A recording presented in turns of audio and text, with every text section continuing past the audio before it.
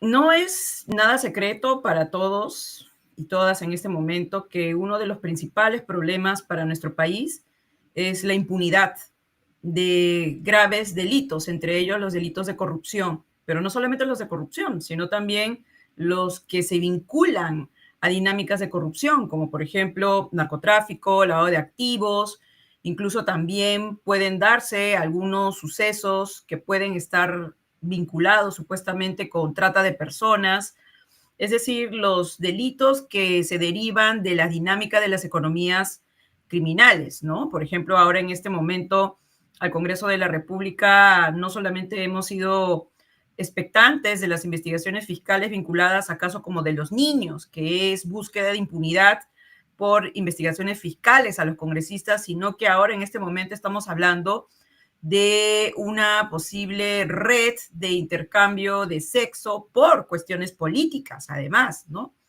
Entonces, eh, es súper importante que estos sucesos no solamente se conozcan, y ahí es muy importante la actuación del periodismo y del periodismo de investigación también, sino que estos sucesos no queden en la impunidad, no queden en la impunidad. Estos delitos no pueden ser debidamente investigados si es que no tenemos a jueces, juezas y fiscales realmente honestos Ujú. y que cuando hagan su trabajo a contracorriente no sean desprotegidos por las instituciones y las, por ejemplo, denuncias maliciosas contra esos jueces que están haciendo muy difícilmente su trabajo, puedan tener luz verde y lo saquen de la carrera judicial y así un aporte más a la impunidad, ¿no? Entonces, esa es la importancia de hoy la Junta Nacional de Justicia. Buenos días, estamos acá en un programa especial de Despernado Perú, junto también con Timoteo Cutipa de 24 Noticias. Hoy día hemos invitado a una persona especializada en lo que es derecho, y hoy vamos a tocar el tema de la Junta Nacional de Justicia. La Junta, pues, que ahorita ha sido, aparentemente ya ha sido tomada por esta gran mafia, este poder político cuestionado en Perú, donde encabeza pues Dina Boluarte con el legislativo, el Congreso, que están tomando todas las instituciones aparentemente. Justamente de eso nos va a hablar hoy día Cruz Silva. Ella es de IDL, abogada muy experimentada. Buenos días, señorita Cruz. Hola, Timoteo. Buenos ¿Cómo días. estás? Muchísimas gracias. Entonces, empecemos, Cruz, ¿te parece para a la gente ponerla al tanto? Primero decir, que esta elección que ha ganado, pues, lo encabeza un señor que es cuestionado, que tiene una historia aprista, ¿no? ¿Qué te parece? Y dinos, por favor, el objetivo y la función también de la Junta Nacional de Justicia.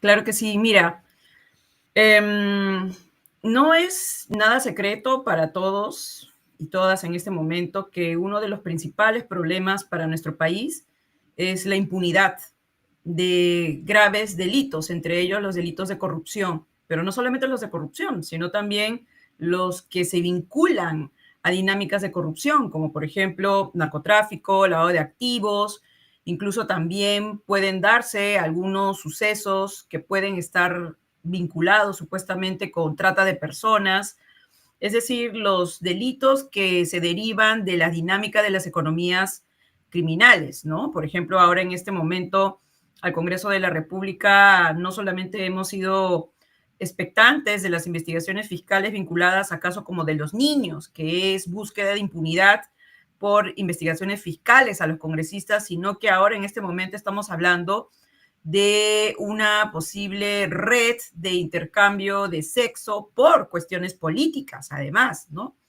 Entonces, eh, es súper importante que estos sucesos no solamente se conozcan, y ahí es muy importante la actuación del periodismo y del periodismo de investigación también, sino que estos sucesos no queden en la impunidad, no queden en la impunidad.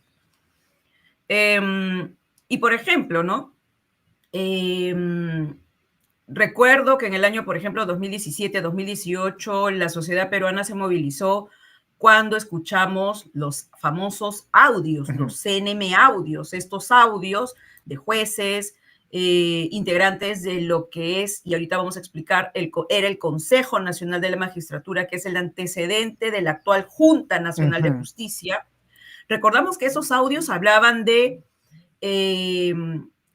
intercambio de coordinaciones para buscar ciertos resultados en algunos casos, no solamente políticos, ahí estaba vinculado una casación del caso Keiko Fujimori, sino que también, y esto fue algo que indignó mucho, una conversación que involucraba un proceso de violación sexual contra menor de edad, donde los interlocutores hablaban si querían que se redujera la pena o se declarara inocente. Entonces ya estamos hablando de cosas que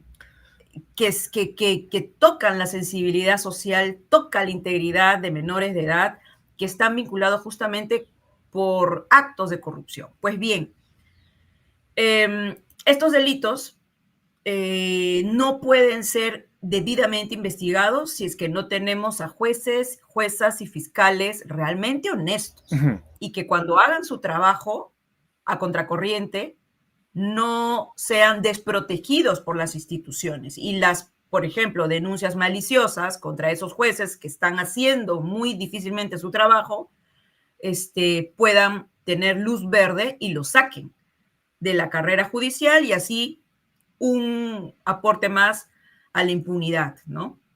Entonces, esa es la importancia de hoy la Junta Nacional de Justicia. Quiero hacer mención a otro caso para que más o menos nos recordemos, digamos, el impacto y la importancia, ¿no? Por ejemplo, recordamos a la fiscal de la Nación, ex fiscal de la Nación, Patricia Benavides, ¿no? Con Patricia Benavides, ¿qué es lo que pasó? No solamente retiró del caso, del despacho, a la fiscal que investigaba a su hermana, una jueza que estaba involucrada en unas denuncias por presuntamente haberle dado libertad a personas que habían sido sentenciadas o restringido su libertad por casos de narcotráfico. ¿De acuerdo? Entonces, teníamos el caso de una jueza denunciada por estas cosas, cuya hermana, entonces, como fiscal de la Nación, sacó a la fiscal que investigaba a la jueza. Pero también tenemos todo lo que pasó con el equipo especial Cuellos Blancos. Esto que hemos escuchado de los audios, ¿no? Que hemos recordado. Todos los escándalos. Exacto. Se formó en la Fiscalía el equipo especial y la fiscal de la Nación los removió. A muchos de ellos, ¿no? Y el último caso es el caso de las protestas, de las matanzas en las protestas de diciembre de 2022, Ayacucho, Andahuaylas, Apurímac, y también de enero del 2023, Puno, incluso lo de Lima. Y Cusco. Bajo la batuta de Patricia Benavides, recuerden de que los casos primero salieron de las regiones, ¿no? Y todo el mundo se preguntaba por qué, si uno tiene que investigar en el lugar de los hechos, ¿no? Pero además pusieron como coordinación de estos casos a una persona que no era especializada, no era penalista, no había visto estos casos. Tampoco experiencia. Exacto. Entonces, ¿esto qué generaba? Impunidad. Y hubo una denuncia que, si bien es cierto, la entonces fiscal de la Nación, Patricia Benavides, hizo contra Dina Boluarte por este caso. Cierto es que la denuncia se hizo rápido, como para contrarrestar las quejas que la fiscal de la Nación ya tenía. Y el famoso caso Valquiria, ¿no? De diciembre del 2023, donde los asesores de la fiscal de la Nación están involucrados y que, en resumen, consiste en que congresistas estaban buscando impunidad de sus casos en la fiscalía a través de los asesores de la fiscal de la Nación por otros casos. Entonces, ¿por qué les cuento todo esto?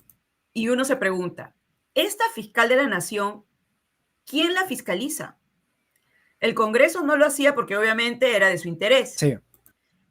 Quien la fiscaliza es justamente, como a todos los operadores de justicia en el país, la Junta Nacional de Justicia. La Junta Nacional de Justicia, viendo estas cosas y por denuncias de los fiscales involucrados, yo recuerdo mucho a la doctora Bersabe Revilla, que fue la fiscal que veía el caso de la hermana de la fiscal de la Nación, puso su denuncia disciplinaria ante la Junta y la Junta Nacional de Justicia comenzó a investigar a la fiscal de la Nación. Y la suspende en el cargo por el caso Valquiria. Por eso es de que nosotros ya no vemos más a Patricia Benavides y la Junta comienza un proceso disciplinario. Para que vean el poder de la impunidad en ese caso, solamente ya para cerrar aquí el recuento, Patricia Benavides, la ex fiscal de la Nación, cuando sale del cargo, es acompañada, abrazada por actores políticos en vigencia. Jorge del Castillo fue su abogado. Así es. ¿Qué hace una fiscal teniendo como abogado a un político en vigencia? Cuando debe haber una absoluta diferencia, separación entre la institucionalidad y la política partidaria. Y además, grupos violentistas, como la Resistencia, acosadores, le rindieron también un homenaje en el Colegio de Abogados de Lima, de ese entonces. Entonces, la Junta Nacional de Justicia, como podemos ver, es un ente encargado de la evaluación del desempeño, de la investigación de posibles inconductas disciplinarias que pueden llevar a los operadores a la destitución y la selección de jueces y fiscales y juezas a nivel nacional. Es un ente muy importante, pero no solamente eso. Es el ente, ahora que estamos en un año preelectoral, que evalúa el desempeño del jefe de la OMPE y del jefe de la RENIEC. Entonces, esta Junta Nacional de Justicia es trascendental para que nosotros tengamos o buenos jueces y fiscales que hagan su trabajo, o tengamos jueces y fiscales que sean acosados por la propia Junta, esperemos que no, o tengamos jueces y fiscales que cuando hacen su trabajo no son protegidos y son sacados bajo cualquier tipo de denuncia maliciosa. Entonces, la Junta Nacional de Justicia, dicho sea de paso, no solamente ve casos de corrupción, sino lentitud en los procesos, si los jueces y fiscales llegan tarde. En la ley de carrera judicial y fiscal uno puede leer cuáles son los supuestos que tienen como consecuencia la destitución o la suspensión o la llamada de atención. La Junta Nacional de Justicia se encarga de la destitución de todos a nivel nacional y de algunas decisiones menores respecto de los jueces supremos. Ahora, solamente para ya cerrar aquí y para que podamos ver la importancia de una institución como esta, que al Estado no le interesa que la gente conozca, porque puede hacer lo que quiera con él. Claro. El ex Consejo Nacional de la Magistratura, que fue cambiado en el año 2018 por el escándalo de los audios, la composición anterior fue importante, porque dependiendo de quiénes la integraban, hicieron interesantes cosas. Una cosa que se recuerda del ex Consejo Nacional de la Magistratura, la gestión anterior a la gestión corrupta, es que después de muchos años retiró a un juez supremo que en ese momento nadie sacaba, ni siquiera sus propios pares, el ex juez Robinson González. Para quienes tienen un poco de memoria, Robinson González fue un juez supremo que estuvo involucrado con el caso Orellana, ¿de acuerdo? Entonces, eso fue súper importante. Y luego ese ex Consejo Nacional de Magistratura destituyó, por el caso La Centralita, al entonces fiscal de la Nación, Carlos Ramos. Y así. Entonces, la Junta Nacional de Justicia, además de ver estos importantes casos que son de personas del sistema de justicia que le pueden hacer el juego a la impunidad, también ve casos relacionados con delitos que son muy sensibles para la población, ¿no? Jueces que actúan mal en casos de violación de menores de edad, de trata de personas, de narcotráfico. Sí, Esa Cruz, es la Junta. Cruz, una preguntita, Timoteo. A ver, mira, entiendo que la Junta Nacional de Justicia funciona también como un filtro, como un tamiz para los buenos, para que mejore el sistema nacional de justicia. Ya, y la pregunta es para que la gente se sitúe un poquito más. ¿Hasta cuándo funcionó el Consejo Nacional el Consejo Nacional, el anterior a la Junta Nacional? Ajá, ¿hasta cuándo funcionó? ¿Y por qué cuando, por ejemplo, pasa el caso de la hermana Benavides, que ella pues fue denunciada por liberar a narcotraficantes, por hacer tratos, a aceptar dinero, algo así. Ahí funcionaba ya la Junta Nacional de Justicia, y por qué no fue efectiva o por qué no funcionó bien, si es que es así. Claro que sí, mira. El escándalo de los audios se fue revelado en julio del año 2018.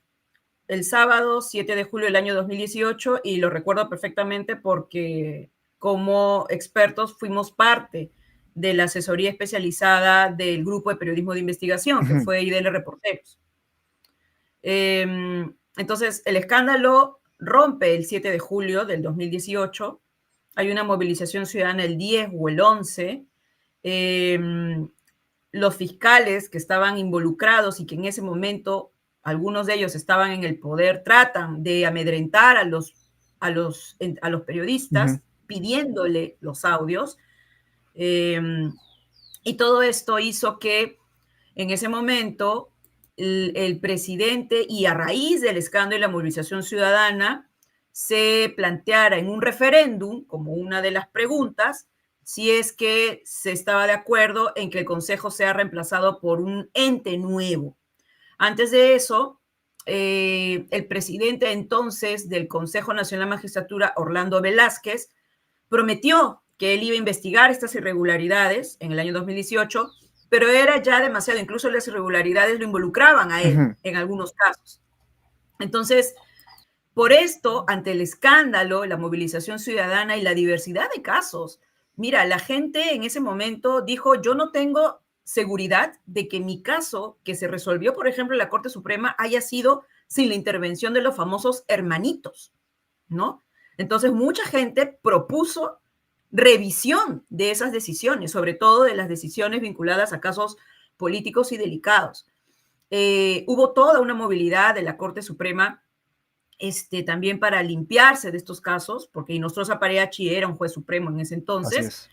Entonces, lo que se decidió en el Congreso, pero no por motu propio, sino por insistencia de la población, el escándalo, lo irrefutable de los audios, se decidió que se cerrara el Consejo Nacional de la Magistratura y se creara y se trabajara para crear una nueva institución que terminó siendo en el año 2018 también la Junta Nacional de Justicia. A través de un referendo. El SNM terminó sus funciones, desapareció en la segunda mitad del año 2018 y se valida este cambio con el referéndum que hubo de las 4 preguntas. No sé si ustedes se acuerdan si queríamos bicameralidad, eso que ahorita no reelección, el Congreso ha desconocido. Controla los partidos políticos y, si estamos de acuerdo o no, la conformación de la Junta Nacional de Justicia.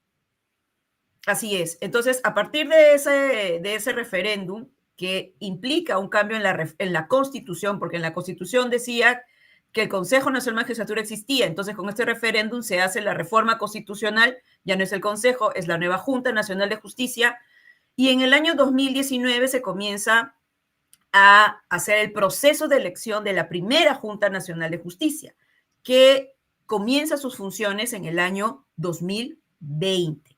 El proceso de elección del año 2019 de la primera Junta Nacional de Justicia también tuvo sus problemas. Hubo una primera convocatoria que se cayó. Les puedo contar en su momento por qué. Pero lo que voy es que esta instancia tiene tanto poder que muchos intereses políticos están detrás de ella, ¿no? Ahora, toda esa, digamos, explicación en cuanto a la función de la Junta Nacional de Justicia en reemplazo del Consejo Nacional de Magistratura, hace días, digamos, mes pasado, donde se inició el proceso de elección de los nuevos miembros de la Junta Nacional de Justicia. Pero para llegar a eso, no sé si nos puedes también hacer una especie de recordatorio. ¿Cómo es que el Congreso de la República, a la anterior miembros de la Junta Nacional de Justicia, permanentemente los atacaba? Particularmente recordamos con facilidad a Inistello, a Aldo Vázquez, incluso lo suspendieron desde el Congreso de la República. ¿Y cuál era la finalidad también, no? Sí, mira, la Junta Nacional de Justicia, la anterior gestión, la primera composición, estuvo desde enero del 2020 hasta enero del 2025, la que acaba de cambiar. Sí. Y mira, durante todo ese tiempo, hasta al menos 2024, 23, el Congreso no se interesaba en la Junta Nacional de Justicia. Hasta Hasta que la Junta Nacional de Justicia publica en el 2024, inicio del 2024, marzo o abril, que le ha abierto una investigación disciplinaria a la entonces fiscal de la Nación, Patricia Benavides. Cuando el Congreso da cuenta de eso, dice, no, esto, bueno, miren, ¿saben qué? Vamos a ver, esto no puede ser, es algo que no está de acuerdo a la ley. Y en ese momento el Congreso comienza a generar proyectos de ley, como por ejemplo, en su momento, el de Gladys Echaíz, que propone que ya no exista la Junta Nacional de Justicia, sino que se cree una Escuela Nacional del Magistrado. Así es. ¿Ya?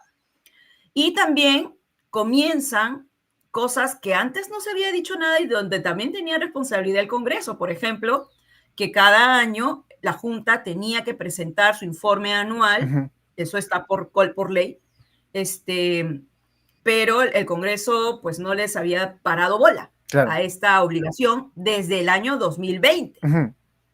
Y dicho sea de paso, el Congreso, mira, más bien al contrario, el Congreso estaba en falta para el funcionamiento de la Junta Nacional de Justicia. El Congreso en un momento no le daba presupuesto a la Junta para que elija a nuevos jueces y fiscales supremos. Y la Junta no tenía dinero para ejercer sus funciones. Y eso se dijo en una comisión del Congreso claramente por parte de la presidencia de la Junta de ese momento. Pero cuando viene el caso de Patricia Benavides y se conoce que ella ha comenzado a ser investigada por la Junta y que la Junta tiene mucha claridad de los indicios para investigar, es que comienza no solamente estos nuevos proyectos de ley, sino las denuncias constitucionales por argumentos absurdos. Uno de los argumentos, que finalmente fue el que generó la salida de Inés Tello y de Aldo Vázquez, fue que la doctora Tello debió haberse ido de la Junta cuando cumplió 75 años.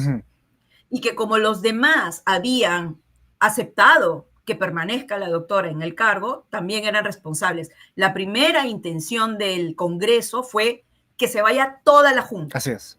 ¿Y saben por qué no logró que se vaya toda la Junta? Por este argumento absurdo, y ahora vamos a recordar por qué era absurdo.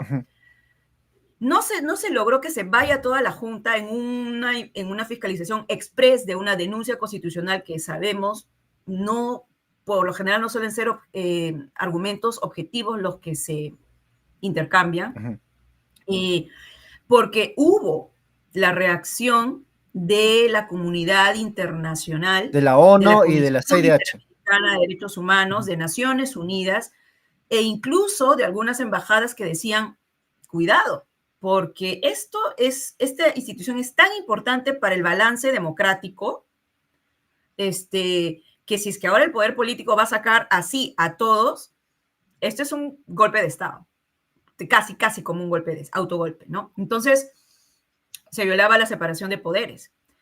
Y por eso es que esto demora en su momento, y lo que finalmente se tiene es que el Congreso sí logra sancionar a 2 integrantes de la Junta, pero ya no a todos. ¿Y por qué? ¿Bajo qué argumento? El principal, que Inés Tello debió haber salido del cargo cuando cumplió 75 años. Este detalle es justo el que se habló cuando la doctora postulaba. En el 2019-2020 le preguntaron en plena entrevista pública, y está el video, ¿qué pasa? Usted va a cumplir 75 años, le dijo Ernesto Blume, en ese momento presidente del Tribunal Constitucional. ¿Qué es lo que pasa ahí? Y ella le dijo, bueno, hay una interpretación de la Constitución y además no hay una reglamentación concreta para el caso del cese en edad. Además, habían otros derechos fundamentales involucrados. No solamente del derecho de las personas adultas mayores, sino también que no estaba claro, concreto, de que en el caso de la Junta, cuando se cumplía 75 años, cesaba en el cargo. Por lo general, esas cosas tienen que estar como que muy, muy, muy expresas. Claro. Y si no, la propia institución puede estar violando la norma. Entonces, incluso se tomó en cuenta la opinión de otro órgano constitucional sobre el tema de estos regímenes, ¿no? Pero entonces, con eso, había un... Además, miren, sí. Si es que hubiera sido un problema real, habiendo uno de los evaluadores del 2019 preguntado sobre esto, los otros evaluadores podrían haber decidido, no la elegimos porque en verdad esto es inconstitucional, la doctora va a cumplir en el cargo tal edad, etcétera, entonces no. Que dicho sea de paso, es una situación que se cumple en la nueva Junta Nacional de Justicia elegida. Hay personas que cumplen los 75 años cuando estén dentro de los 5 años de funcionamiento. Entonces, este argumento de la edad no tenía ni pies ni cabeza, pero lamentablemente lo llevaron adelante. Fue utilizado. Y lo suspendieron. Pero hay un punto más que fue escandaloso, incluso ya como un chiste de mal gusto, es en cuanto a las versiones que daba el propio Ernesto Blume. En anterior momento había dicho que, pues no, y después dijo no. Había una contradicción, digamos, muy claro. Así es, evidente. Y el cambio de la decisión era por la situación política que estaba entre manos, era la fiscalización de acuerdo a derecho de una fiscal de la nación que estaba generando, según lo que estábamos viendo, impunidad en diversos casos, ¿no? Ahora, vayámonos a lo actual miembros de la Junta Nacional de Justicia, que varios organismos internacionales han cuestionado, se han pronunciado, incluso hubo audiencia. Me parece que también usted conoce mejor que nadie. Nos gustaría explicar por qué hoy por hoy la Junta Nacional de Justicia debe estar en permanente vigilancia de parte de la ciudadanía. Mira, primero quiero señalar que el proceso de selección de la Junta no ha cumplido con las garantías mínimas al ser un proceso de elección de altas autoridades del sistema de justicia que tienen una gran responsabilidad en todo lo que le está pasando al país. Si cada uno se pregunta, ¿cuándo eligieron a la Junta? ¿Cuándo comenzó este proceso? Perdón. Salud. ¿Cuándo comenzó este proceso? ¿Quiénes eran los candidatos? ¿Cómo yo como ciudadano pude haber participado y aportado? ¿Y por qué no me enteré? Bueno, esas preguntas son válidas porque en efecto la difusión y publicidad de la elección de una autoridad que tiene competencia nacional no fue debidamente realizada. Y al final esa información, primero, solo lo conocieron en Lima. Segundo, algunas personas. Y tercero, con una publicidad tan limitada a una página web, llevó a que no haya el conocimiento ciudadano de lo que estaba pasando y en consecuencia no hubo el escrutinio público debido. Se hizo lo que en esas condiciones se pudo hacer. Algunos pocos medios de comunicación como Convoca, Ojo Público o La República, sobre todo La República, hizo en lo posible, seguimiento. Entonces, a lo que voy con esto es que hay garantías que este proceso debió haber ejecutado para que se conozca, no solo para que todos conozcamos, sino para que conociendo podamos hacer el debido escrutinio público y la participación ciudadana. ¿Por qué? Y ahora les voy a explicar. Otro problema del proceso de selección es que la comisión especial, y creo que acá redunda la gravedad, los integrantes de la comisión especial que se formó para elegir a los nuevos integrantes no dieron la garantía de que sean independientes e imparciales, sobre todo del poder político. ¿A quiénes teníamos como integrantes de esa comisión seleccionadora? El defensor del pueblo, Gustavo Gutiérrez, que ya sabíamos cómo había sido su proceso de elección.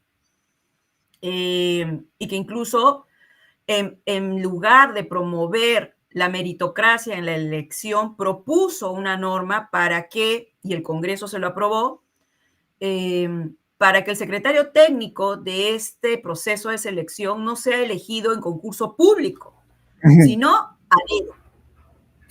¿De acuerdo? Y una elección a dedo, que incluso siendo a dedo, el primer secretario técnico de este proceso de selección fue retirado de su cargo. ¿Sabes cuándo? Cuando en el escenario en el que este secretario técnico se reúne con una misión internacional de observación del proceso. Dejó la sensación de que fue un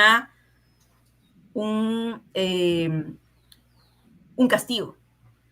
Y además, no se conoció por qué este primer secretario técnico, como el segundo, por qué de entre tantas personas que podrían estar allí en el cargo, fueron ellos los elegidos. Entonces, la meritocracia, el propio defensor del pueblo, además el defensor del pueblo, mira, había sido cuestionado por conflictos de intereses cuando promovió la inconstitucionalidad de la ley de extinción de dominio. Tan importante para casos de lavado de activos y todo esto, ¿no? Sí. ¿Por qué un tema de conflicto de intereses? Porque en procesos de extinción de dominio estaban en ese momento involucrados su hermana, la hermana del defensor del pueblo, o sea, le favorecería. Y estaba involucrado su ex patrocinado, Vladimir Cerrón.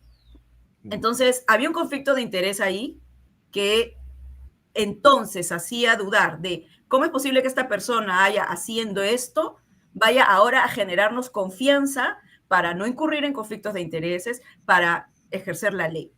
En su momento también estuvo el presidente del Tribunal Constitucional, un presidente con el cual se había llevado a cabo el indulto de Alberto Fujimori, que no tenía las características para que sea otorgado.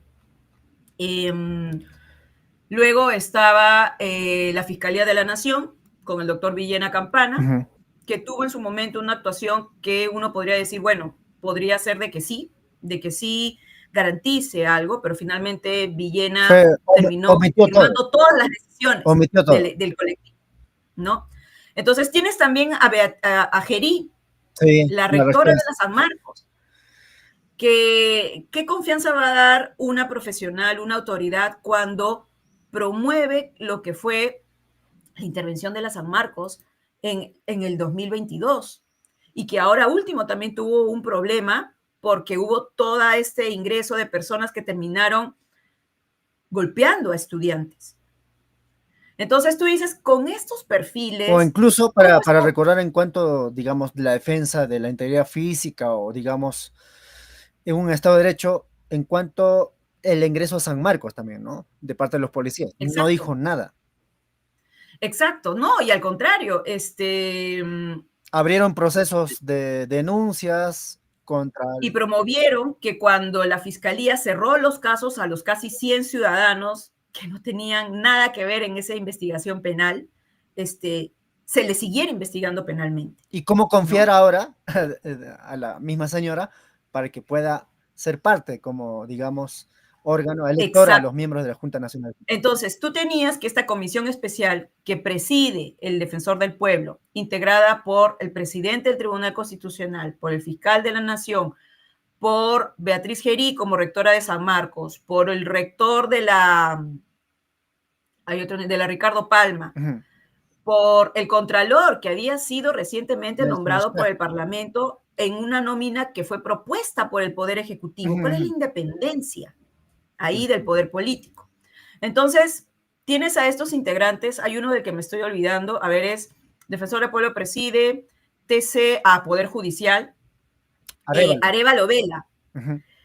¿Cómo confiar en Arévalo Vela, que en mayo del año pasado recibió una condecoración de Dina Boluarte, violando su propia ley de carrera judicial que dice que un juez no puede recibir ningún tipo de reconocimiento o condecoración de alguien que está en un proceso judicial, más aún del presidente del Poder Judicial? Entonces, tenías a estos 7 personajes que desde el inicio no dieron la garantía de poder ejercer el derecho en todo este proceso. Entonces, desde ahí ya, y yo particularmente creo que ese ha sido la principal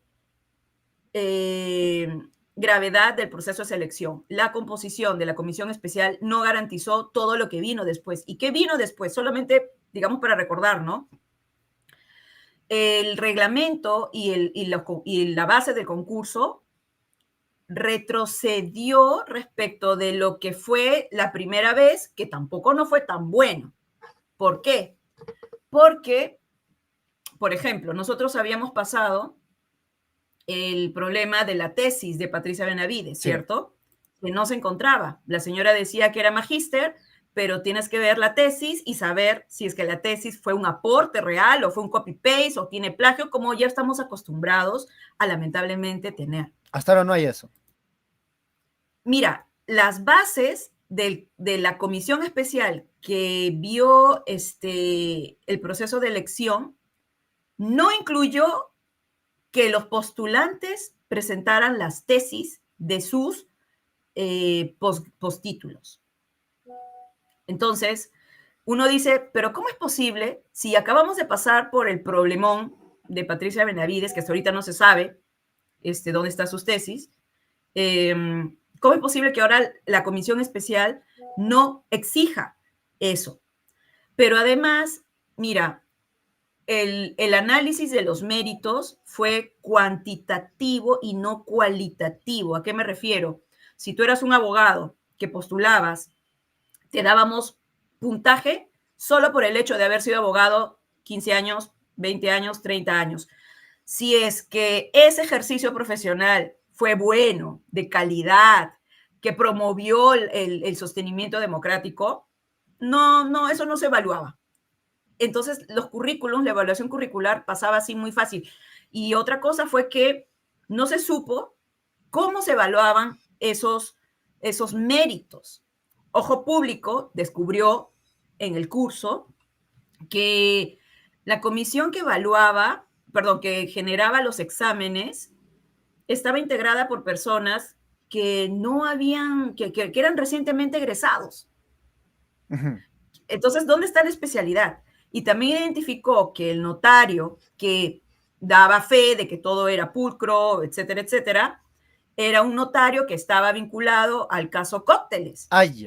Porque la fiscalía lo había convocado porque había tenido por ahí un relacionamiento con el caso Cócteles de Fujimori. Sí. Entonces, ¿por qué ha pasado todo esto? Porque la comisión especial no prepublicó lo que iba a ser el reglamento y las bases. Ahí podríamos haber dado cuenta, como se hizo dicho sea de paso en la primera elección de la Junta. Claro. Ahí podríamos haber dado cuenta qué faltaba. Y, por ejemplo, otra cosa importante que no se dio para prevenir conflictos de interés fue lo siguiente: quienes postulan son abogados litigantes. El Colegio de Abogados de Lima tiene como medida de prevención de conflicto de interés, que incluye abogados que postulan a cargos públicos, que tengan un registro de sus patrocinios, copatrocinios, el tema y a quién patrocina. ¿Por qué? Porque si asumen luego una función pública, la idea es saber a quién patrocinaste para que te puedas inhibir y te exijamos que te inhibas. Pero eso no fue solicitado por la comisión especial. Entonces, no se prepublicó en la base del concurso como para poder dar con las falencias gravísimas. No se prepublicaron los mecanismos o las herramientas con las cuales se iba a evaluar cada etapa de evaluación. No se supo quiénes fueron las personas contratadas para saber si esas personas que iban a aportar al proceso de evaluación no incurrían en conflictos de interés o daban la garantía de imparcialidad en la evaluación. Y un tema de las tachas, ¿no? Nosotros, y cuando digo nosotros, digo el Grupo de Trabajo contra la Corrupción, con organizaciones como Japicay o la Asociación Nacional de Centros o FOVIDA, presentamos tachas. Observaciones. ¿De acuerdo? Presentamos tachas respecto de postulaciones, donde casi todos son ahorita nombrados. Y decíamos, por ejemplo, María Teresa Cabrera. María Teresa Cabrera, que actualmente ha sido elegida vicepresidenta de la Junta Nacional de Justicia, nosotros la presentamos una tacha porque ella no garantizaba la apariencia de independencia e imparcialidad para acceder a ese cargo. ¿Por qué? Porque ella fue una persona estructural en el partido político Podemos, Sí. de Luna Gálvez, y formó la mesa directiva del 14N. Ujú. Entonces, y aparte había tenido unas declaraciones que no eran para nada sostenedoras de principios democráticos, como que algo relacionado con los protestantes, ¿no? Prejuicioso, estigmatizante. Ujú. Entonces, este perfil no iba con los requisitos para poder postular. Pero lo que hizo la comisión especial fue, no lo vamos a proceder como tacha, procede como denuncia, y en su momento no se va, hasta este momento no se conoce públicamente por qué esos cuestionamientos no dieron pie a que la doctora no fuera elegida. No se ha respondido, es decir, hasta este momento no se sabe con claridad por qué esos argumentos no tuvieron, digamos, un raciocinio objetivo que los contraste Ujú. y que legitimara la decisión de la elección de la doctora María Teresa Cabrera. Ujú. Hay otros así, incluso, mira, Antes de ir a los otros, vamos también dando, digamos, cierta secuencia en lo que más o menos por qué se le cuestiona a la Junta Nacional de Justicia. Uno, que los personajes que eran encargados para elegir ya cuestionadísimos. Segundo lugar, la metodología, la forma que habían establecido no era tan claro, simplemente era facilitar que cualquier persona podía entrar y no podía ser, digamos, fiscalizado o algún filtro que podía garantizar que haya personas pruebas. En este caso ya vemos a los personajes que han postulado, que tienen trayectorias muy cuestionadas, en este caso como lo que ha señalado la señora Cabrera, y seguramente hay otros también. sí, mira, creo que sumando esta lista de cuestionamientos al proceso de selección está el que en las entrevistas públicas no se permitió la participación de la sociedad civil o de cualquier ciudadano que estuviera interesado en estar presente Ujú. en esas entrevistas públicas, ¿no? Como ha sido en caso de otros procesos de selección de altas autoridades del sistema de justicia, cuando se han elegido a jueces supremos con el ex Consejo Nacional de la Magistratura, incluso las entrevistas públicas se daban en auditorios donde ingresaban las personas bajo, por supuesto, reglas de conducta, ¿no? No hacer ruido, no intervenir, no interrumpir la entrevista, pero este no ha sido el caso. Y también porque la participación ciudadana ha sido violentada. Uno participa no solo por vía de las tachas o las denuncias, sino cualquier solicitud de información o pedido que se haga a la comisión. Ujú. El grupo que te menciono de ciudadanos que presentaron las tachas presentó también una solicitud de información sobre cómo acceder a las entrevistas públicas y presentó también un informe firmado por 62 organizaciones de la sociedad civil y colectivos, indicando que habían serios problemas con la transparencia, la participación, la publicidad, el perfil que se estaba eligiendo en las etapas de evaluación y que solicitaba que fuera reiniciado el concurso. Pero esas solicitudes, sobre todo la del balance de las 62 organizaciones, no ha sido respondido hasta ahora. E incluso la propia Comisión Especial ha mentido en 2 de sus últimos comunicados públicos, porque en resumen dijo, todo está ok, la ciudadanía ha participado Ujú. y todo ha sido debidamente respondido. Hasta el día de hoy seguimos esperando la respuesta de esa solicitud y también de los pedidos de información relacionados con el acceso, ¿no? Han sido tardíamente respondidos el segundo. Entonces, no hay un respeto a la participación ciudadana.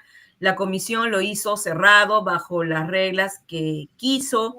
Las preguntas o cuestionamientos que se presentaron en las tachas, todas no fueron necesariamente debidamente presentadas o consultadas en las entrevistas públicas, ¿no? Ujú. Entonces, hay una larga lista de problemas que, dicho sea de paso, también se encuentran registradas en el informe que hizo la Misión Internacional de Observación Perú Ujú. y que fue planteado, para que vean lo grave que ha sido esto, el 15 de noviembre del año pasado ante la Comisión Interamericana de Derechos Humanos, donde estos problemas fueron presentados y no fue ninguno respondido. El Estado, la representación del Estado, lo que hizo fue responder lo que quería. Decir que el defensor del pueblo prácticamente no se le podía cuestionar lo que ha hecho porque era una autoridad legítimamente elegida. ¿Legítimamente elegida? El defensor del pueblo es uno de los funcionarios públicos que más cuestionado está y ha sido elegido por un Congreso en un gobierno donde el Congreso y el Ejecutivo tienen menos de 9% de aprobación. Falta de legitimidad.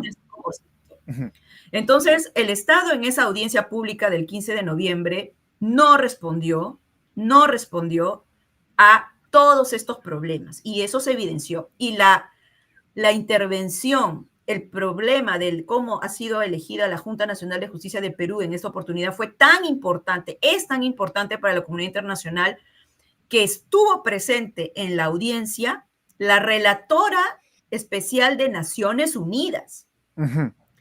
La audiencia es del Organismo Interamericano de Derechos Humanos, pero el Organismo Nacional de Naciones Unidas, perdón, Internacional Mundial de Naciones Unidas, solicitó estar presente en esa audiencia para que vean ustedes la magnitud, la gravedad y la preocupación. Exacto, la magnitud. La doctora Margaret Satterwhite, que es la relatora actual, pidió estar presente en esa audiencia por la importancia. Entonces, ahora con todos estos problemas, y hemos hablado de cuestiones de transparencia, técnicos, meritocráticos, debida motivación, participación ciudadana, pero todavía no hemos hablado del perfil político partidario que se le ha dejado pasar con creces en esta elección. Si nosotros hacemos una evaluación, presidencia de la Junta, de la nueva Junta, vicepresidencia y un par más han estado vinculados con el trabajo de órganos políticos. Con partidos políticos. Así es, con partidos políticos. Entonces, e incluso relacionado con cuestionamientos de género, de igualdad entre hombres y mujeres. El actual presidente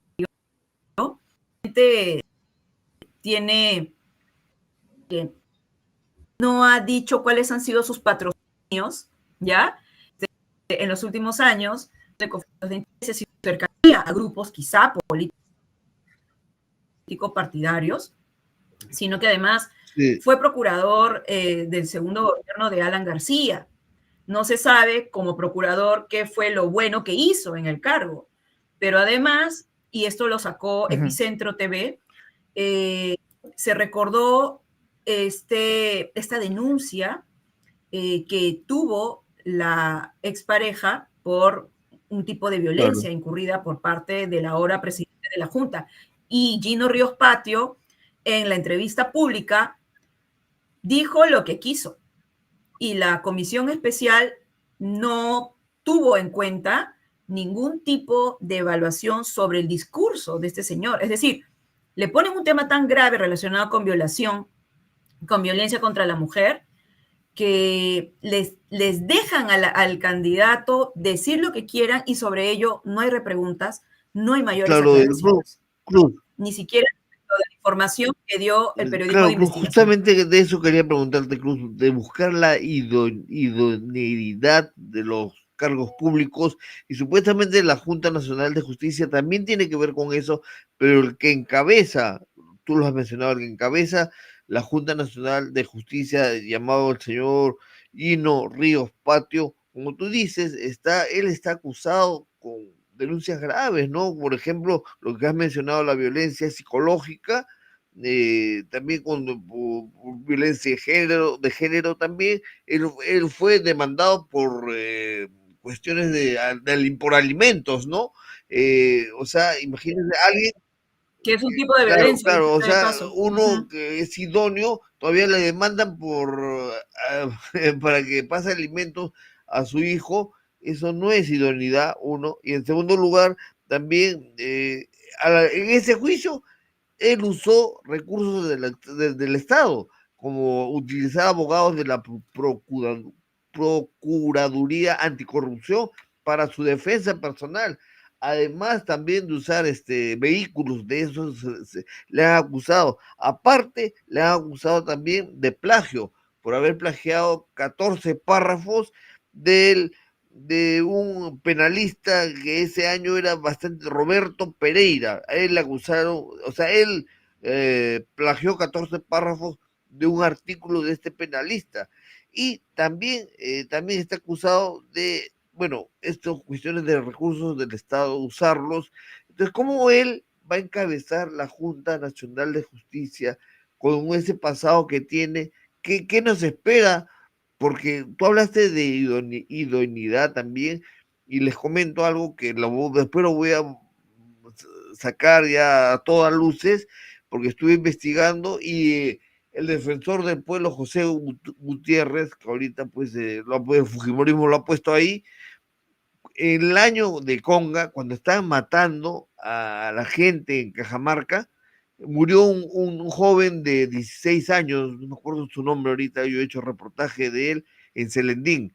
Le cayó una bala Galil de un helicóptero del ejército y lo mató así de frente en la cabeza, que todavía no creo que eso todavía se está viendo, ese caso, ya, mientras que él era, ¿qué hacía de Josué, José Gutiérrez en ese momento? Mientras mataban a la gente en Cajamarca, era congresista. Y yo ahí he encontrado que mientras que pasaba eso, las matanzas en Cajamarca de este niño, ¿qué estaba haciendo él? Estaba abogando por los casinos, el casino, permiso para los casinos funcionaran acá como funcionan en Lima. En esa época que hubo ese problema y fue bastante sonado, él estaba abogando por esas leyes, mientras mataban a la gente en Cajamarca. O sea, ¿te imaginas la idoneidad que tienen estos políticos? Y que por favor, respóndeme sobre Gino Ríos Patio, de todas estas cosas que se le acusan. ¿Ha aclarado algo? ¿Cómo va a ser? ¿Qué podemos esperar de gente así? Mira, los cuestionamientos a Gino Ríos Patio fueron planteados tanto en la tacha que te mencioné, también fue uno de los tachados, y se habló sobre parte de este cuestionamiento en la entrevista pública. El problema es que sobre estos cuestionamientos la respuesta ha sido de la Comisión Especial de Evaluación dejar que el cuestionado diga su versión y no hacer repreguntas. Entonces, en verdad, no ha habido una real evaluación de estos cuestionamientos.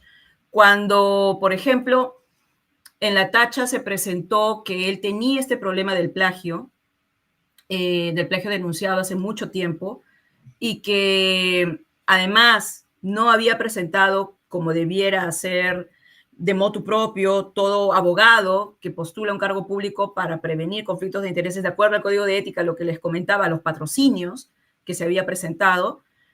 Lo que dijo la Comisión Especial al responder esa tacha que derivó en denuncia fue algo contradictorio. Miren, las tachas que se presentaron a muchas personas, todas fueron derivadas a denuncias. ¿Cuál es la diferencia? La tacha en su momento, que tiene un cronograma mucho más corto que el de todo el proceso, puede hacer que un candidato salga de la carrera, pero la denuncia pública puede considerarse y presentarse hasta el último día del concurso, que es la juramentación o la entrevista pública. Entonces, lo que hizo la Comisión Especial fue estas tachas, entre las que estaba la de Gino Ríos Patio y también la de Francisco Tábara, expresidente del Poder Judicial, que también muchos medios de comunicación han vinculado a la Prismo, fue que la comisión dijo, todas estas tachas yo las reconduzco a denuncia pública. Y lo hace porque según la comisión, esa tacha, al no hablar de requisitos formales como si es abogado, si está colegiado, si tiene los años para postular, sino que eran requisitos y cuestionamientos de fondo sobre perfil, sobre antecedentes, la Comisión Especial dice, voy a convertir estas tachas a denuncias. Lo que es ilegal porque la propia norma del concurso te habla que la tacha tiene como contenido también las cuestiones de perfil, ¿de acuerdo? Y esa es una evidencia objetiva que la Comisión Especial ha violado en la propia normatividad. Pero, ¿a qué voy además? Nosotros presentamos como 9 tachas, de las cuales en 2 casos no solamente no hicieron lo que hicieron con las otras 7. ¿Qué fue? En las otras 7 decían, bueno, vemos esta tacha, vemos que es en verdad una denuncia, la vamos a reconducir y se verá en el momento de la entrevista pública. Con Gino Ríos Patio y con Francisco Tábara, y creo que también con María Teresa Cabrera, no estoy segura, pero con los 2 primeros sí, lo que dice la Comisión Especial es, mira, no solamente voy a reconducir esto a denuncia, sino que voy a decir aquí por qué tu cuestionamiento como que no va. Entonces, lo que se nos notifica tardíamente, dicho sea de paso, sobre eso, es que ponen el planteamiento de respuesta del cuestionado. Y nuevamente se llega a la lógica de la Comisión Especial simplemente escucha lo que dice el cuestionado y lo adopta como que esto es la verdad. No repregunta, no investiga, no valora los argumentos que se les presenta en la tacha original. Pero esa explicación o meterse en el contenido del antecedente del cuestionamiento solamente se hace en 2 casos, máximo 3, pero de los otros no. Y la pregunta es, ¿cuál es la diferencia? ¿Por qué un trato distinto, como queriendo ir poniendo que el cuestionamiento realmente no es un cuestionamiento valedero en 2 candidaturas que están vinculadas al Partido Aprista Peruano, de alguna manera? Entonces, esa diferencia de respuesta de la Comisión Especial frente a las tachas es también un cuestionamiento. Ahora, sí, la gran pregunta es, por ejemplo, en la entrevista pública a Gino Ríos Patio se le dio tiempo para decir esto y Arévalo Vela, el presidente entonces del Poder Judicial, dijo, bueno, por favor explíquenos, comente sobre esto, que es algo que hay que tener en cuenta, y de ahí entramos al proceso de evaluación. Como si es que ese cuestionamiento no fuera parte del proceso de evaluación. Entonces dejó que Gino Ríos Patio hablara y dijera, y comenzó diciendo algo como que, bueno, todos sabemos que hay discrepancias dentro de una pareja. Esto no es una mera discrepancia, esto era el debate de violación de derechos. Entonces, para que veas, y sí, tú tienes mucha razón cuando dices, ¿y qué vamos a hacer con estas personas? ¿Qué vamos a hacer? Bueno, toda la responsabilidad es de la Comisión Especial, y yo creo que no todo está perdido, sobre todo si tenemos en cuenta lo que esta Junta está quizás evaluando hacer. Hay todavía la oportunidad para presentar una demanda de amparo por todas las irregularidades que ha habido en el proceso, y el plazo se vence todavía en febrero, y esa demanda de amparo puede decir, ¿saben qué? Hágase de nuevo el concurso. Porque ha habido demasiadas falencias. Ya, demasiado. Entonces, podríamos tener el caso de que un juez o una sala del Poder Judicial diga, está tan mal esto que se haga de nuevo. Y hay, como acabamos de conversar, razones para ello. Y lo segundo es que ellos, todos los candidatos todos los hoy integrantes de la Junta Nacional de Justicia, por ser abogados en ejercicio de la función pública, van a tener que publicar cuáles son sus patrocinios cuando han estado en la actividad privada previa a asumir esta función pública para prevenir conflictos de interés. Si no lo hacen, pueden ser pasibles de una denuncia ética disciplinaria ante el Colegio de Abogados, casi todos son de Lima, del Colegio de Abogados de Lima, y eso puede llevar, por la gravedad y el cargo que tienen y por el mensaje a la ciudadanía sobre cómo nos comportamos los abogados, puede llevar a una suspensión en el ejercicio de la carrera profesional de abogado. Entonces, hay esas 2 opciones de fiscalización necesarias, pero creo, y tú lo habías mencionado, es importante ver qué está en juego o qué está en peligro con justamente, esta Junta, ¿no? O sea, de todo lo que hemos repasado y hemos señalado punto por punto, ahora, si esto no se corrige como lo que planteas, que podría haber un pronunciamiento de Poder Judicial para corregir eso, eligiendo nuevos miembros de la Junta Nacional de Justicia con otras metodologías, con otras, digamos, reglas, digamos, de lo que han hecho, ya además establecido. ¿Qué nos espera, digamos, a la sociedad peruana? Entendiendo que en el Congreso de la República hay serios cuestionamientos hacia los integrantes, pero al mismo tiempo también al Tribunal Constitucional, al de Defensoría del Pueblo. Y bueno, por ahora el Ministerio Público todavía, digamos, está veremos, en razón que ha asumido la fiscal Delia Espinosa, que más o menos ha estado marcando distancia a lo que habíamos visto a caso Patricia Benavides. Claro. Mira, sobre este último, y creo que eso sería bueno que sea materia de otro programa, si les parece, la gestión actual de Delia Espinosa está pareciéndose a la de Patricia Benavides en algunos casos, lamentablemente. Yo solamente quiero mencionar que ha llamado mucho la atención, primero, que se haya formalizado una denuncia contra, una investigación contra el fiscal José Domingo Pérez del caso Lavallato, que se basa en una campaña de difamación y desinformación sobre un presunto enriquecimiento ilícito. Llama también la preocupación que la actual Fiscalía de la Nación ha emitido una directiva de vocería institucional que en los hechos prohíbe a todos los fiscales a declarar a la prensa. ¿De acuerdo? Eso acaba de pasar con José Domingo Pérez, con la fiscal Marita Barreto, y viene pasando con el fiscal Pérez Vela. Y Chávez Cotlina, ¿no? Y lo comento, mira, y creo que es importante aquí también decirlo, conocemos de estos casos, sobre todo de los fiscales de Lavallato, porque no es secreto que nosotros, junto con CEGIL y APRODE, presentamos la solicitud de medidas cautelares cuando su integridad comenzó a ser violentada por parte de los grupos violentistas. Los dos fiscales de Lavallato tienen medidas cautelares ante la Comisión Interamericana y el IDL es parte de esa solicitud y seguimiento de su integridad. Entonces, por eso conocemos este tipo de cosas. Sí, Cruz, justamente de eso hablamos, también... ¿te acuerdas la otra entrevista? Y es importante, pero como Timoteo preguntó a punto, regresando a la Junta Nacional de Justicia, ¿está en manos del Poder Judicial, por ende, de la flamante Janet Tello, también para poder hacer esta corrección o arreglar este problema de la Junta Nacional de Justicia?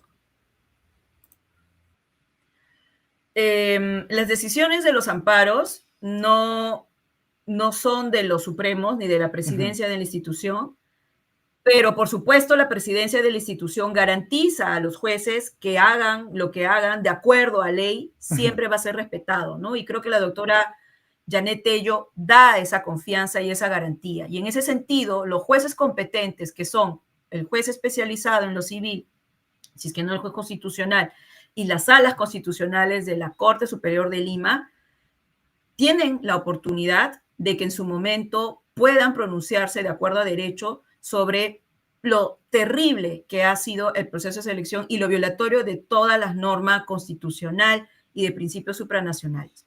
Entonces, sí, hay la chance de que el Poder Judicial detenga todo esto. Creo que va a ser bien interesante porque obviamente los integrantes actuales de la Junta no van a querer salir de sus cargos y al menos yo creo que van a tratar de hacer lo mejor posible, aunque pareciera que no, con esos perfiles, mientras dure el proceso, un posible proceso de amparo. Otra cosa que preocupa de la agenda de la Junta es no solamente los perfiles, sino qué va a pasar con los procesos de ratificación, disciplinarios y de selección que están en curso. ¿Va a haber la independencia de los jueces que van a ser nombrados a partir de ahora? ¿Van a no ratificar, es decir, sacar de sus cargos a operadores de justicia incómodos? Y acá lo digo expresamente, el fiscal José Domingo Pérez está en proceso de ratificación.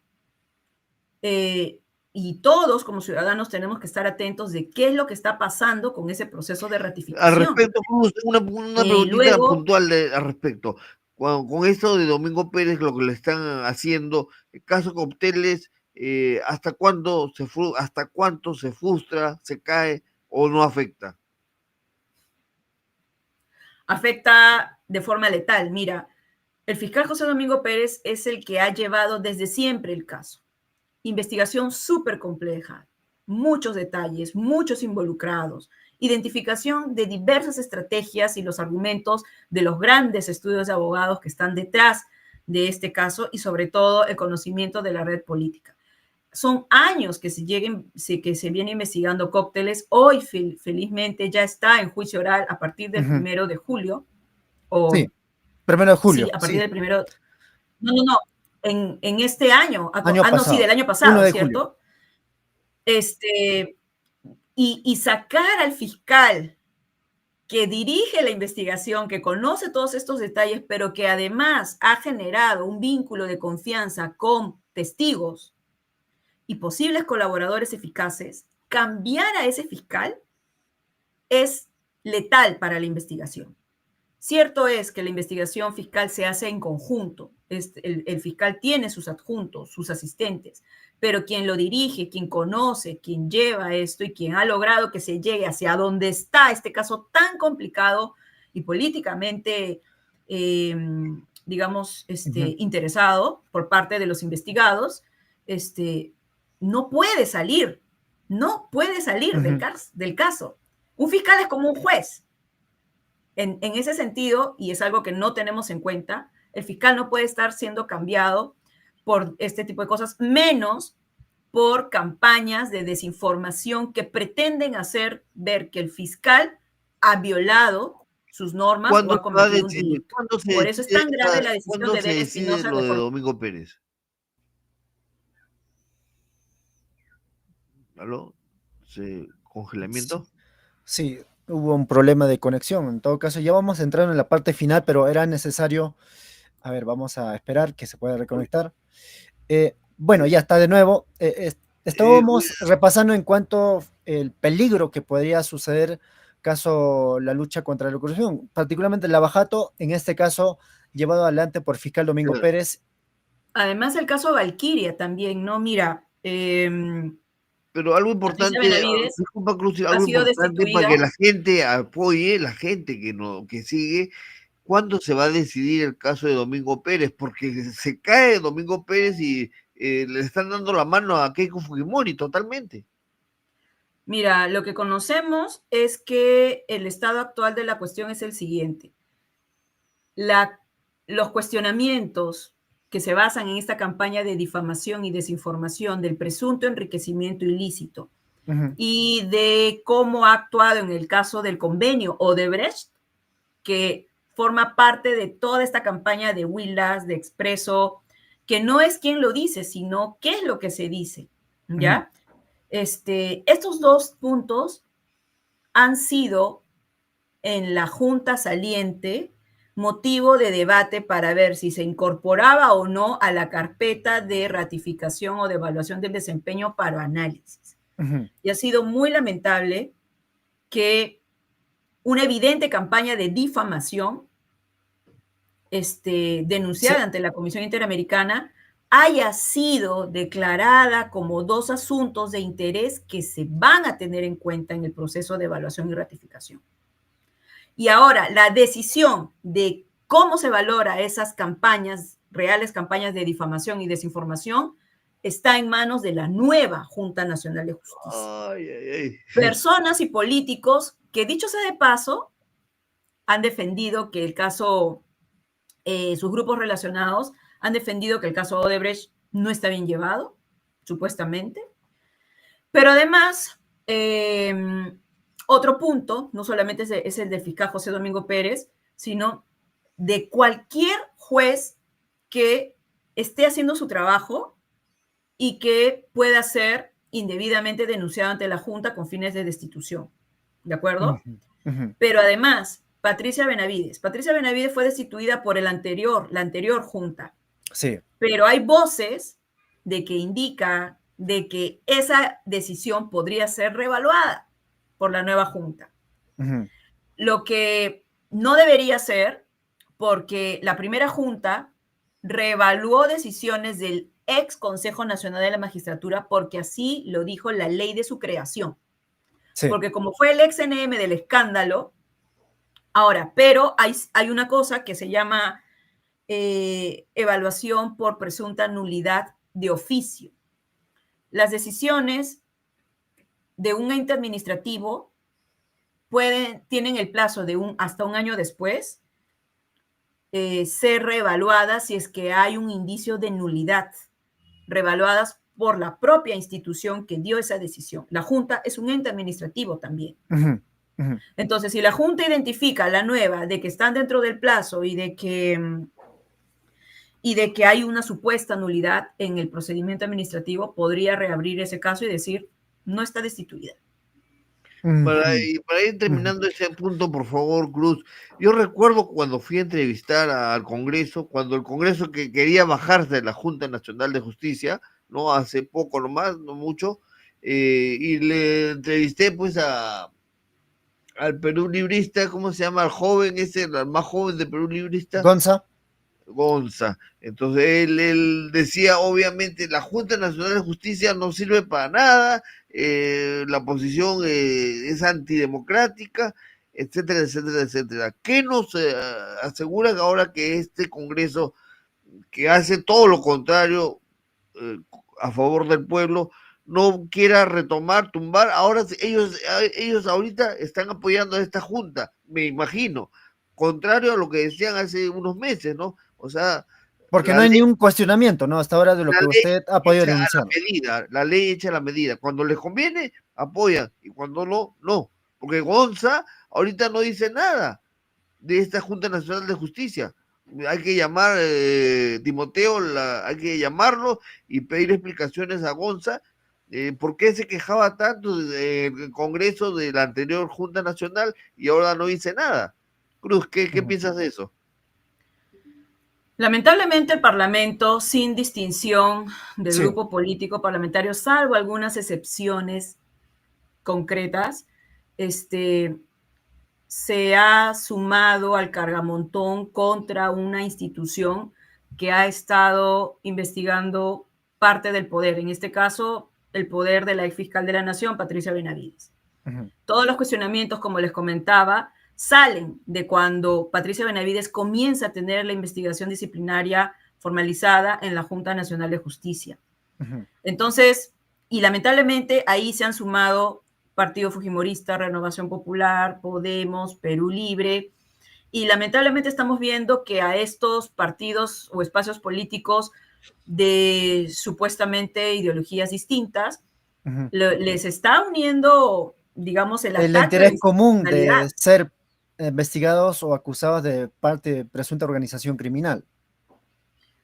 Pues sí, y además todos estos partidos, miren, tienen de forma directa o indirecta cuentas ante la justicia, ¿no? Están siendo involucradas, como muy bien has mencionado, en algunos procesos que involucran presunto crimen organizado. Entonces, es razonable, es lógico, porque diversos partidos o integrantes de partidos del Congreso cuestionaron la antigua Junta Nacional de Justicia y no dicen nada del proceso de selección de la nueva Junta Nacional de Justicia. Entonces, se ven ahí las cosas, más bien hay que tener mucho cuidado de lo que va a ser la actual Junta. Ya tenemos algunos casos de fiscalización, lo que va a pasar con José Domingo Pérez en su proceso de ratificación. Hay que estar muy pendientes de eso. Tenemos que ver qué es lo que pasa con la destitución ya firme de Patricia Benavides, pero que podría volver a reevaluarse a través de un presunto supuesto de nulidad. Y hay que ver también cuáles son las denuncias que entran en esta Junta Nacional de Justicia respecto de jueces que han cumplido su trabajo. Nosotros tenemos conocimiento y se ha visto que los jueces y las salas que comenzaron a definir de acuerdo a derecho los amparos, por ejemplo, de la misma Junta, o de Zoraida Ábalos, o de Rafael Vela, fueron acosados. por parte de grupos violentistas.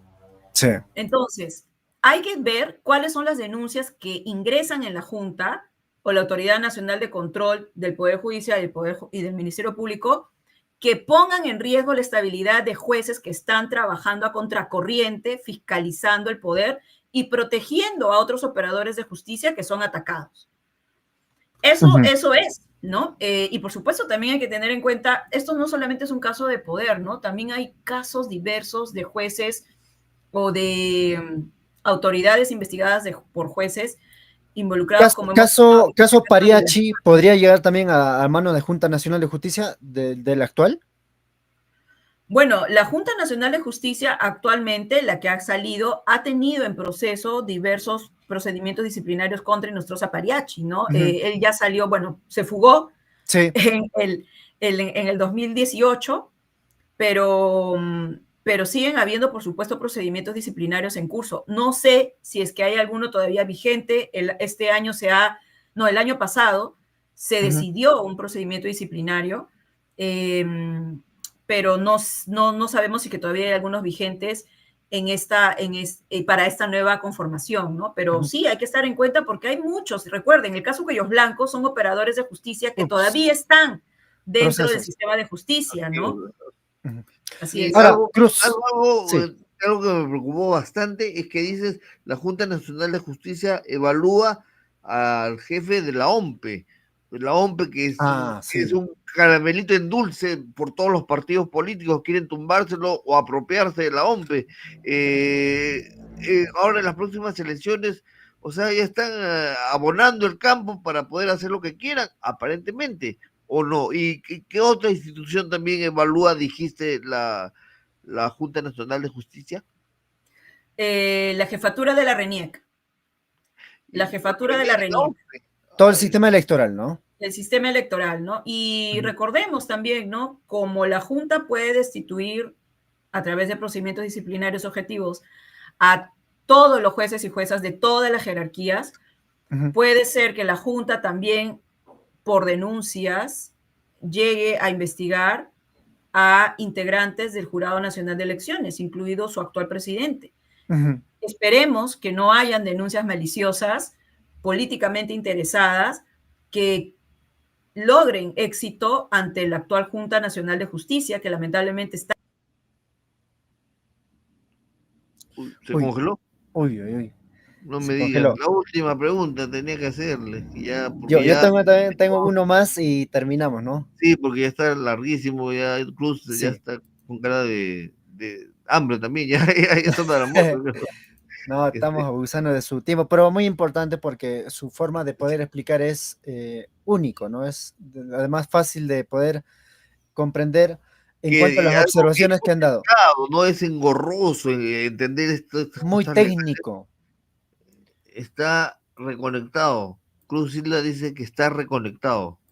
Ya, es decir, ahora vamos a estar pendientes, apenas que se reconecte, va a poder...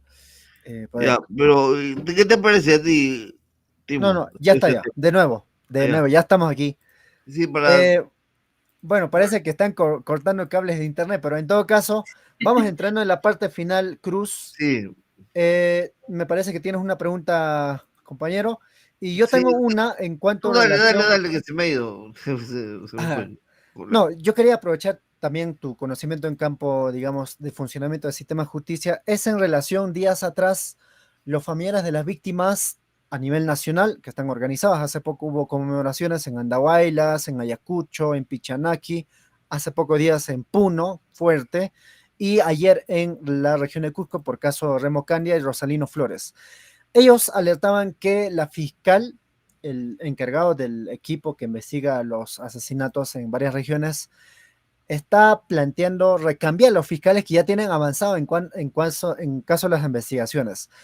Desde tu experiencia, ¿es posible hacer ese cambio? ¿Se puede evitar? ¿Qué puede hacer la fiscal de la Nación en este caso? Mira, en principio, la idea es que los fiscales que primero han tomado competencia de investigaciones y segundo, están haciendo bien su trabajo, y también te manda en cuenta, por ejemplo, cuánto tiempo ha pasado de que ya tienen esos casos bajo su competencia. En principio, la idea es de que no sean cambiados, ¿de acuerdo? Estos bajo el criterio de idoneidad y de no demora ni de obstaculización a las investigaciones. Hay algunos supuestos en los cuales, en general, a los operadores de justicia se les puede cambiar del despacho o de la investigación en la que se encuentra. Y son supuestos concretos, ¿de acuerdo? Uno, por ejemplo, es si es que en la plaza de este, por ejemplo, fiscal, que sea un fiscal provisional, ha sido nombrado un fiscal titular, ¿de acuerdo? Esa es una causa objetiva. Si hay fiscales de esos cargos donde hay provisionales que están siendo nombrados como titulares, tiene que ingresar.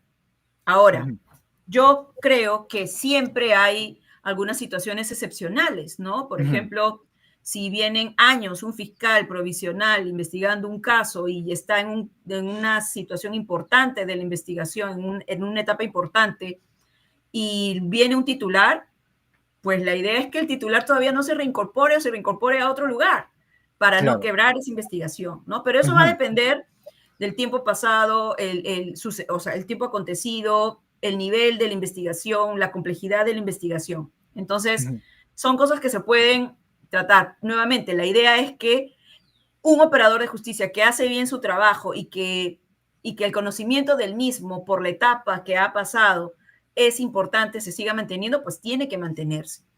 Hay otros supuestos de remoción, como por ejemplo, si hay una evaluación sobre el desempeño de ese operador de justicia que identifica que le hace más mal que bien a la investigación. Por ejemplo, ¿no? Descuido con colaboradores eficaces, demora, lenidad, falta de imparcialidad, etcétera. Un informe debidamente elaborado y contestado por el operador de justicia en cuestión es también otra vía para la separación. Y por supuesto, si es que, por ejemplo, el operador de justicia que esté en una investigación recibe una sanción, objetiva, a través de un procedimiento disciplinario, no en base a campañas de difamación, por supuesto, ¿no? Sino un real procedimiento. Entonces, hay 3, 4 supuestos objetivos que hacen que los operadores de justicia que están en una causa la dejen. Pueden culminar. Pueden culminar. La cosa es cuál es el supuesto valedero para que en el caso de las matanzas y la criminalización de la protesta se cambien fiscales. Entonces, sea cual sea la causa, en principio hay que tener en cuenta que es mejor que no sean cambiados si es que están haciendo bien su trabajo. Y segundo, si sí, ese cambio es importante, primero que sea objetivo bajo estos supuestos, evaluando también el impacto en la investigación, siempre hay excepción, pero además, una tercera cosa, cualquier tipo de cambio tiene que ser previamente a su acontecimiento comunicado, planteado a las familias de las víctimas. ¿Por qué?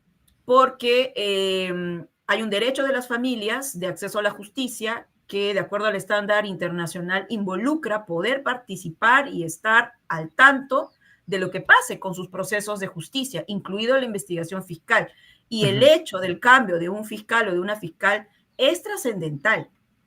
Y esto ayuda no solamente a respetar los derechos de las familias, esto de poner en conversación o planteamiento o información previo de por qué va a ser, no solamente es por un respeto al derecho de las familias del acceso a la justicia, sino porque también así el Ministerio Público promueve legitimidad. Es muy diferente que una familia de víctimas se despierte con el cambio de fiscal en el peruano o en una directiva que haya sido ya algo concretamente tratado, explicado, informado por parte de la institución a las familias, ¿no? Entonces, esos 3 supuestos, esos tres criterios se tiene que tener en cuenta ante un posible o el planteamiento cambios. Las familias cuando solicitan, por ejemplo, que no se cambien a los fiscales, es porque en principio tienen la evaluación de que están haciendo bien su trabajo, que tienen su confianza, su legitimidad, y en todo caso se supone que todo cambie para mejor, ¿no? Pero si no va a garantizar algo mejor, pues a ese es un cambio que se podría cuestionar, ¿no? Entonces, ahora, es importante tener en cuenta todo esto. Ahora, hay un punto que también me llamaba la atención en cuanto a la alerta que hacían ellos, ¿no? Eso es más o menos lo que ellos, digamos, consideran que si es que lo cambian por otro fiscal, todas las investigaciones que había sido de alguna otra manera avanzado, vuelve a foja cero. ¿Es cierto eso? No, en principio no. Va a depender, por ejemplo, ¿no? ¿Cuál es el impacto? No es que vuelva a foja cero, formalmente hablando.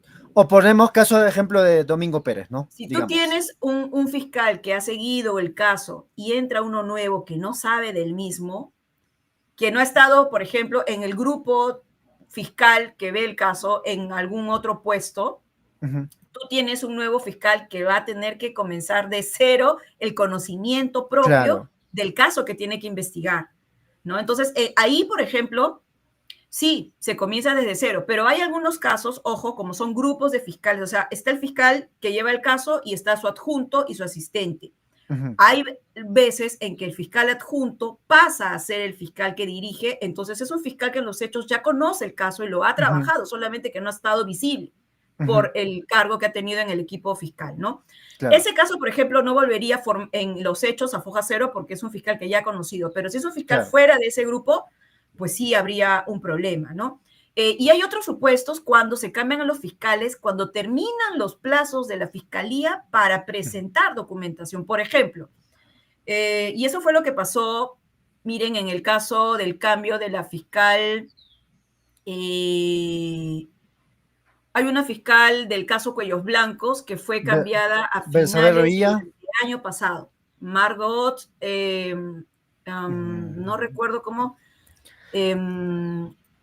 Ahorita les recuerdo el nombre, pero, por ejemplo, esa fiscal fue cambiada a un mes de que la fiscalía tuviera que presentar,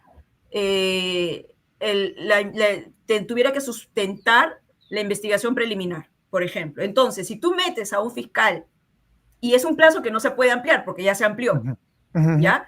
Pero si tú metes a un fiscal en el último mes de ese plazo que va a ser perentorio, y si es que la fiscalía no plantea esa documentación, pues se acabó el plazo, lo sentimos, chao. Claro, cambiar un mes antes a esa fiscal. Que está a punto de presentar, digamos. Exacto. Ahí generas impunidad. Y ese fue un cambio que sucedió en la gestión de Patricia Benavides. Margot Espinosa, creo que se llama la fiscal, que fue cambiada. Y por supuesto hubo un gran problema, pero felizmente la fiscal fue reintegrada al equipo de una forma que se pudo continuar con ese trabajo. ¿no? Entonces, pero Cruz, nosotros nos preguntamos como población si a Domingo Pérez le están cambiando o lo están sacando, cambiando de un caso tan emblemático como ese. No lo han sacado todavía, ojo. No, todavía no. Lo quieren sacar a él delante de todos nosotros, un caso emblemático de una postulante a ser presidente de la República. Pues, ¿qué no harán con los fiscales y jueces de las víctimas, pues, al interior del país, de los que somos los CNN, como decimos nosotros, ¿no? Entonces, ¿qué no harán con ellos?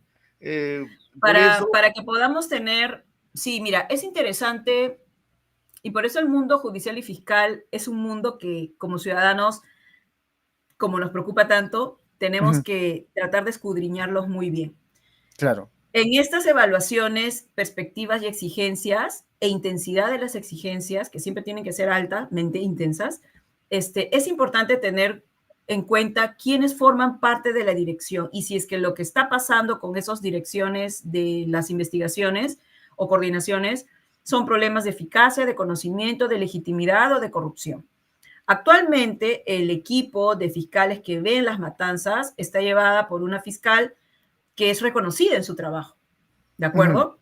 Pero eso no significa, por supuesto, que todo lo que haga sea, digamos, no sea posible de tener una crítica constructiva u objetiva, ¿de acuerdo? Ujú, ujú, Entonces, actualmente, por ejemplo, el equipo de fiscales ha mejorado su actuación porque la coordinación, no solo porque la coordinación ha mejorado, sino porque los mismos fiscales hacen un buen trabajo y ujú.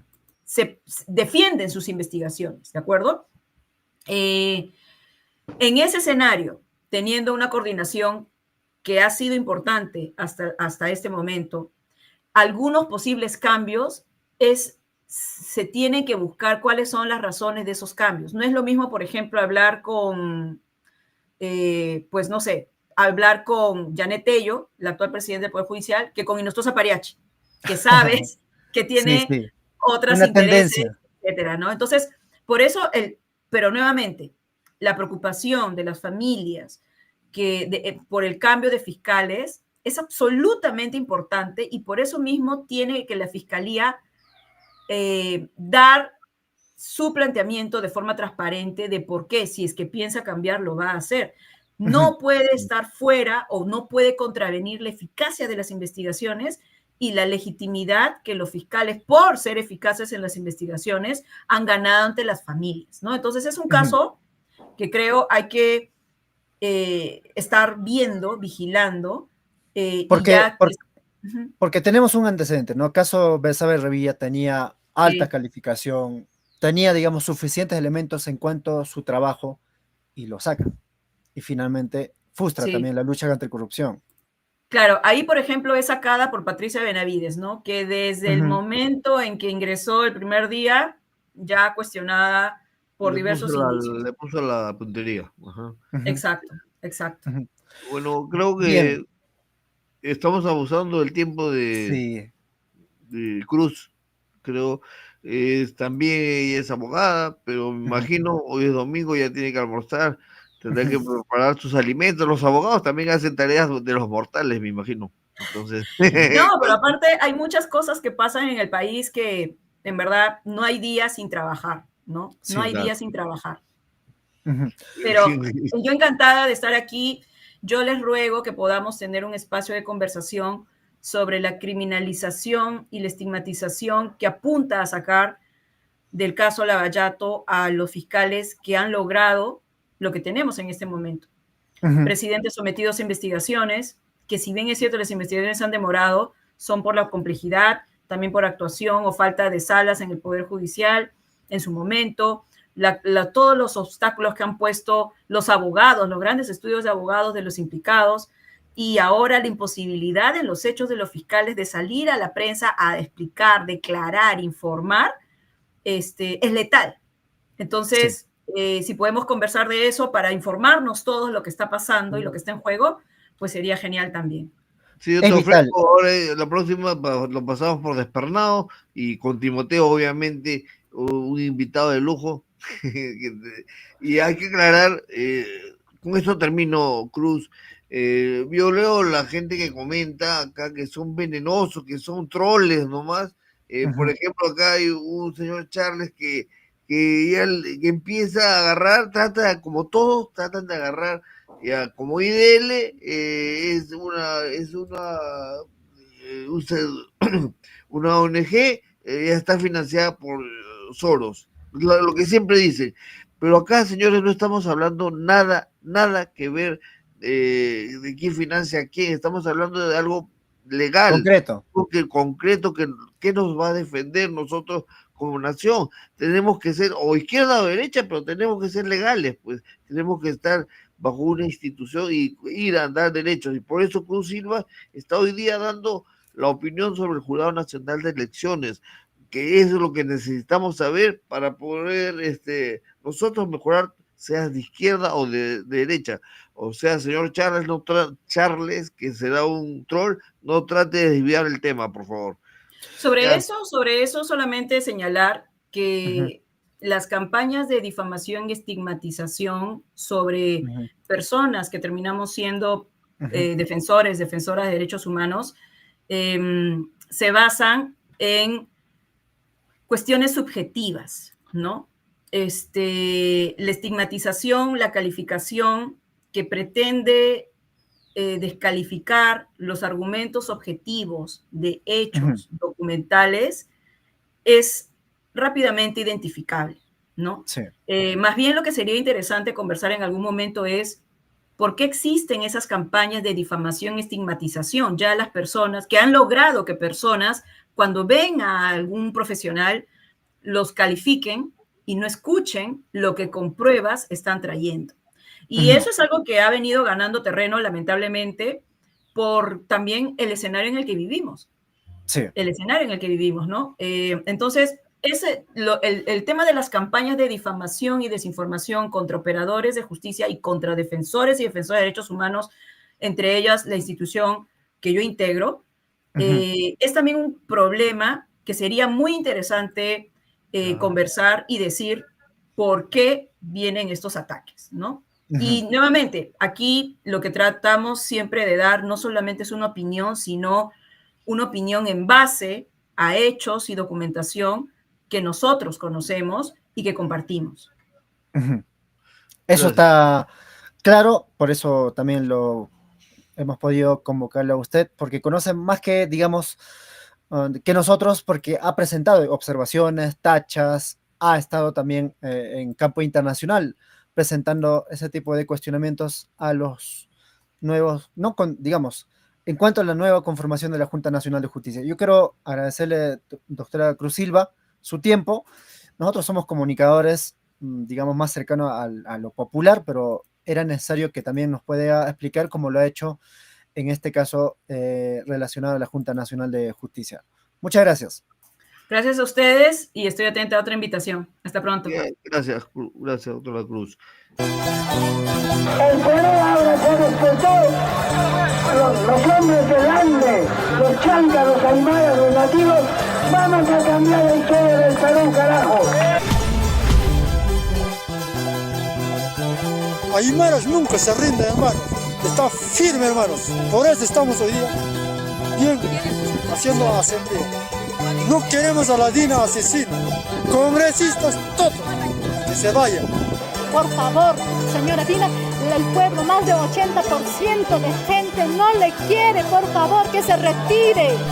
Somos mujeres de trabajo, somos mujeres que luchamos día y día. Nosotros no robamos, no delinquimos. Estos miserables del Congreso es peor, una vergüenza prácticamente. Todos estaremos unidos para sacarle a esa usurpadora Dina, a esas congresistas mujeres que no nos representan, vergüenza de mujeres congresistas. De igual manera, hacer un llamado a todas las organizaciones, unidad, porque solo el pueblo va a salvar al pueblo, la verdad. Esa es la pura verdad.